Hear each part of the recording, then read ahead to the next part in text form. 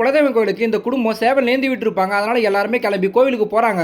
ஆக்சுவலா ஹீரோட குடும்பத்துல யாரு பிரெக்னென்ட்டா ஆனாலுமே இவங்க குலதெய்வத்துக்கு போய் சேவை நேர்ந்து விட்டு கும்பிட்டு வந்தா குழந்தை நல்லா பிறக்கும்னு சொல்லி தான் ஐதீகம். அதனால இவங்க எல்லாருமே ஒண்ணு சேர்ந்து போயிட்டு இருக்காங்க. அப்ப காளியோட மனைவி பிரெக்னென்ட்டா இருப்பாங்க. அதனால ஹாஸ்பிடல்ல ஒரு செக்அப் இருக்கு, போயிட்டு வந்துறேன்னு சொல்லிட்டு அவங்கள மட்டும் அனுப்பி வைக்கிறாரு. அப்ப இந்த பொண்ணு அவங்க ஹஸ்பண்ட் கிட்ட நம்ம இந்த ஊருக்கு வந்தது சரியான்னு சொல்லிட்டு கேக்குறாங்க. இவருமே நான் வேலை செய்யற கம்பெனி இந்த ஊருக்கு பக்கத்துல தான் இருக்கு, இங்க இருந்தா தான் நமக்கு ஈஸியா இருக்கும், நீ வேற பிரெக்னென்ட்டா இருக்க, அதனால தான் நான் இங்க வந்தேன்னு சொல்லிட்டு சொல்றான். இவங்களோட குலதெய்வம் ஒரு காட்டுக்குள்ள தான் இருக்கும். இப்போ குடும்பமா போய் அதுக்கான ஏற்பாடு எல்லாத்தையும் செஞ்சுட்டு இருக்காங்க. காளியும் வைஃப ஹாஸ்பிடல் கூட்டிட்டு போய் செக்அப்லாம் முடிச்சு இப்ப காட்டுக்குள்ள இருக்க கோயிலுக்கு கூட்டிட்டு போறான். அங்க மாமா சித்தப்பா ஃப்ரெண்டுன்னு சொல்லி எல்லாருமே சேர்ந்து குடிச்சிட்டு இருக்கும்போது ஹீரோ கிட்ட அந்த பொண்ணு அவ்வளவு அழகா இருக்கா, நீ எப்பரா லவ் பண்ண வச்சேன்னு சொல்லிட்டு கேட்கும்போது தான் நான் எங்கடா லவ் பண்ண வச்சேன், அவளே தேடி வந்து என்ன லவ் பண்ணான்னு சொல்லிட்டு இருக்கும்போது இந்த பொண்ணு அதை கேட்டுட்டு இவர் சொல்றது எல்லாமே போய் நான் ஆக்சுவலா நான் சிம்மு அங்க ஒரு கடைக்கு போனா அப்ப இவருக்கு பார்த்ததுமே பிடிச்சு போய் எனக்கு கால் பண்ணி எங்க அம்மாவை பாத்துக்கிறதுக்காக சிங்கப்பூர்ல போய் வேலை செஞ்சுட்டு இருந்தேன். அப்பன்னு பார்த்து எங்க அம்மா இறந்து என்ன அங்க இருந்து அனுப்பாம எங்க அம்மாவோட முகத்தை கடைசியில பார்க்க கூட முடியாம போயிடுச்சு. ஆனா அவங்களோட மொபைல் நம்பர் எப்படியோ உங்ககிட்ட மாட்டிக்கிச்சு, சோ அதை எப்படியே தர முடியுமான்னு சொல்லிட்டு கேக்குறாங்க. ஆனா இந்த பொண்ணு தர முடியாதுன்னு சொல்றா. ஆனா இவன் அந்த பொண்ணு கிட்ட எப்படியே கெஞ்சி எங்க அம்மா கிட்ட டெய்லி அந்த நம்பர்லாம் பேசுவேன், நீங்க என்கிட்ட பேச கூட தேவையில்ல, கால் பண்ணும்போது அட்டன் பண்ணி வைங்க, நான் மட்டும் பேசிட்டு வச்சிருன்னு சொல்லிட்டு சொல்றாங்க. ஆனா ஒரு நாள் இந்த பொண்ணு அவர் பேசும்போது என்ன பேசுறாங்கன்னு சொல்லிட்டு கேட்டுறா. அவங்க அம்மா மேல அவ்வளவு பாசமா பேசியிருப்பாரு. அதை கேட்டதுமே இந்த பொண்ணுக்கு ஹீரோவை ரொம்பவும் பிடிச்சி ஒரு கோவில்ல மீட் பண்ணு சொல்லி மீட் பண்ண வச்சு ரெண்டு பேருமே லவ் பண்ண ஆரம்பிச்சாங்க.